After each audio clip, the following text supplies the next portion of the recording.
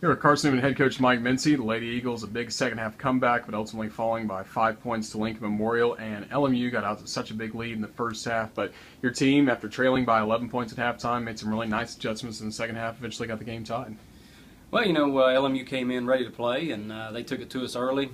Certainly shot the ball well from the three, making 6, I believe, there in the first half. And, dug ourselves a hole, and, we finally found some kids that would get out there and play hard and kind of match the intensity that LMU brought over here. And, of course, going into halftime, we had to have, unfortunately, a spirited talk.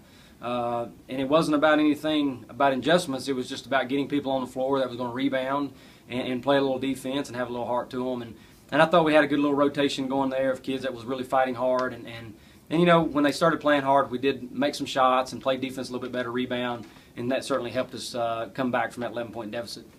At one point, Carson-Newman trailed by 17 in the first half. How big was it to have Katie Sipplefield come off the bench, be able to score 7 points, and there was a little bit of momentum going into halftime for your team? Well, it was huge that Katie came off the bench there, and just gave us that lift, and that's something that we've really kind of been lacking, so to speak. And I know she was capable of doing that, so it was good to see her come out in this environment in conference play, and her shots there were right around the rim, and of course she made the big three-pointer. That was huge for us. So really proud of how she came off the bench and gave us a big lift. Then in the second half, doing really the same thing was Tatum Burster. And even though she still missed some open looks, some shots that you would think she typically hit, seemed like the old Tatum tonight.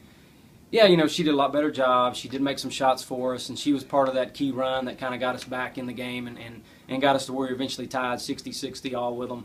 And then late we had a lot of open looks from the perimeter.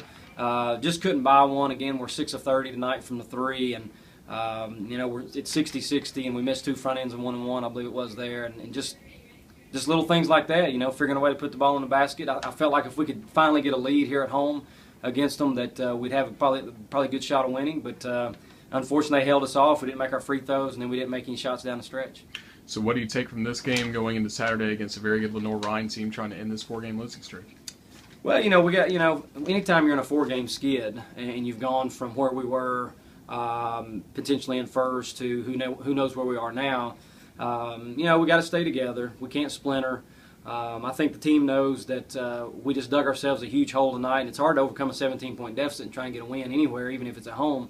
And we just got to find players that are going to play hard, and certainly coming out and having a good start Saturday against LR at home is going to be key. We can't fall into those holes and not come out playing well like we did tonight. So it's just a matter of, me as the head coach finding a good rotation. It was nice to have Caulfield back out there tonight so that we could have size on the floor. And if we hadn't had that size, we'd have been in trouble because they really did take it to us from a physical standpoint, and we had to match them there with a little bit of big. And we got bigger playing a lot of 4 and 5s, the post players together tonight.